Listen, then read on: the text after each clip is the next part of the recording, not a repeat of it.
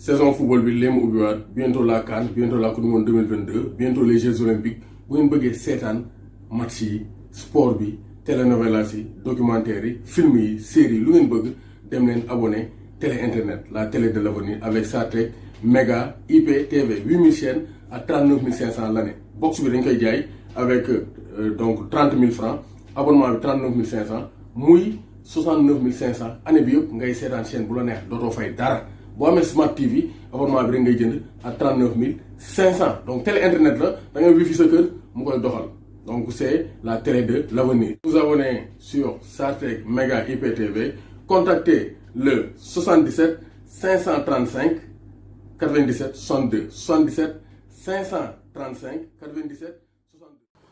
Bonjour à toutes et à tous, bonjour à tous les suiveurs et à tous les inconditionnels de Grégoire Omnisport Dom Gaye Ndiaye warul tiit warul ragal. C'est toujours un grand plaisir de faire face à nos chers inconditionnels. Donc maa ngi di souhaiter une excellente semaine de football. On va parler encore de la Fédération sénégalaise de football. Parce qu'à chaque fois fédération gars yi boo xam ne donc nañ tapé xool li l'union des cœurs, mais quand même il faut se dire une chose.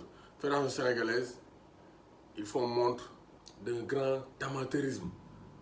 La fédération sénégalaise regroupe des professionnels de l'amateurisme. Pourquoi ma ko actuellement lan la ñuy tàggatémbe lan la ñuy xel ñaar le contrat d'Aliou Cissé contrat am renouvelé wuñ ko. Aliou Cissé exige 2 ans Aliou Cissé day laaj 2 ans kon Aliou Cissé am na contrat jusqu'en juin 2022 mais pourquoi tout ce flou, pourquoi tout ce brouillard, pourquoi toute cette fumée, pourquoi gars yi duñ génn leeral mbir yi nee day non mais quand même il faut rendre compte génn leen ngeen ne contrat Aliou Cissé nii ak nii la demee parce que AG ba mu jeexee on devait statuer sur l'état du contrat d'Aliou Cissé. Contrat am fan la toll naan dañ ko war a signer 6 mois da war a gagner CAN dugg na fi génn na fi mais fédération ils doivent rendre compte au peuple sénégalais.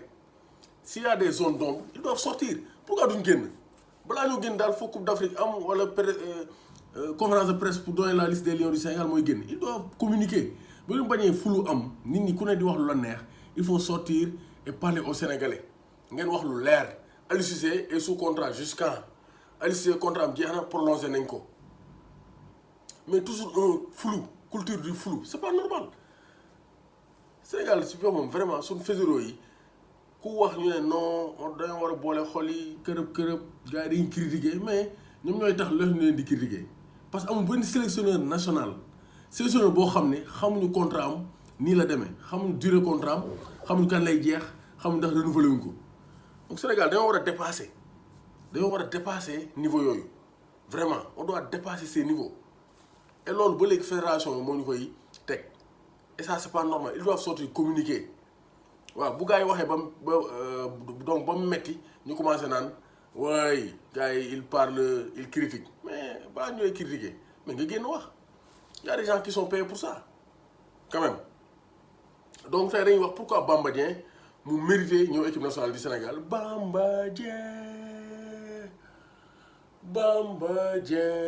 Dieng actuellement kenn moo ko téye il marque but sur but 2 titularisations consécutives en Ligue 1 3 buts donc Bamba Dieng logiquement mu ngi attirer l'attention gars yi ngi koy bàyyi xel ñi ne leen teel na ñi ne leen war naa mën a ñëw équipe nationale du Sénégal parce que vraiment Bamba Dieng c'est un joueur polyvalent. En plus d'être un attaquant de pointe, il peut jouer sur les ailes. Il l'a démontré face à Monaco. Il aime les espaces. Il fait de très bonnes de très bons appels. Après rek lay def ku mu woo rek boo wuyoo rek kër ga boy. Donc c'est un très bon attaquant.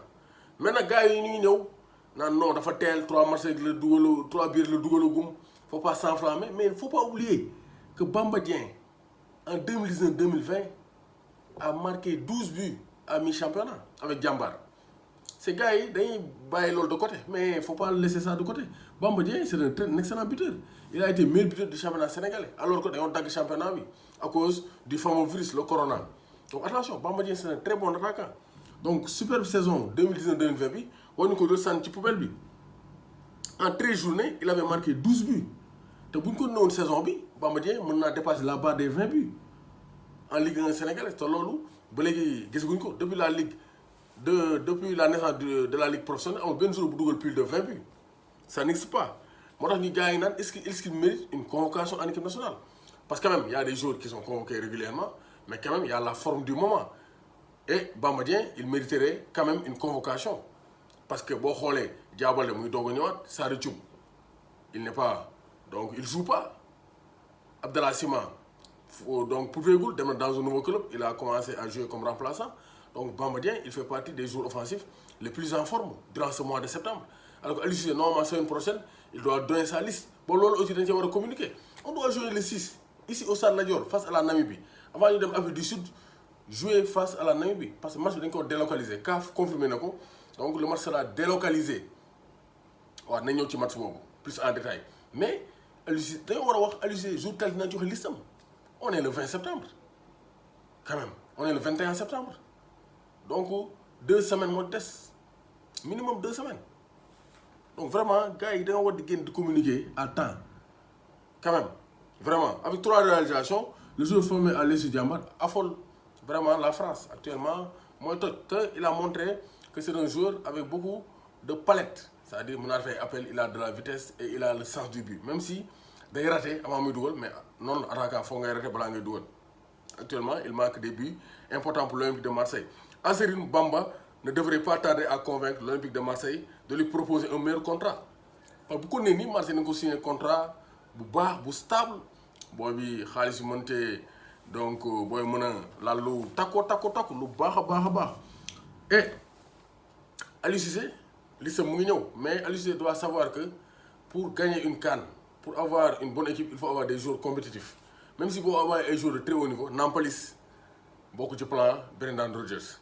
Galatasaray, Amadou Diawara a joué avec l'AS Roma. Nampalis Mendy. Donc Nampalis Mendy, contre signature, il a foiré. Nous avons dit avec l'Imniofi, nous avons négocier un contrat. Joueur un club compétitif, moi je suis un club. Ibrahim Mbaye, abonné au banc tous. Tommy Sayou Demna. Arsenal, le japonais, mais de Sylvestre, mon jeu. Il ne joue pas avec Bologne. Il n'est pas titulaire. Donc, beaucoup d'équipes nationales, donc national. Sarr Thioub aussi, transfert à Brest, qui a laissé des traces. Moi aussi, c'est difficile. Sarr Thioub, il ne joue pas. Donc, je non, il faut lui un club. Là, il doit équipe nationale du Sénégal. Pourquoi? Pour être performant. Voilà, pour faire vraiment du social. Donc, quand même. En tout cas, il faut qu'Aliou Cissé l'équipe nationale, c'est pour les joueurs compétitifs. On a besoin de joueurs compétitifs pour faire la différence. Donc, Warul Tit, Warul Ragal, Bamba Dieng. Et la fédération doit sortir et éclaircir la lanterne. Wax gaay lu leer ci contrat Aliou Cissé mo gën sen pat pataral bi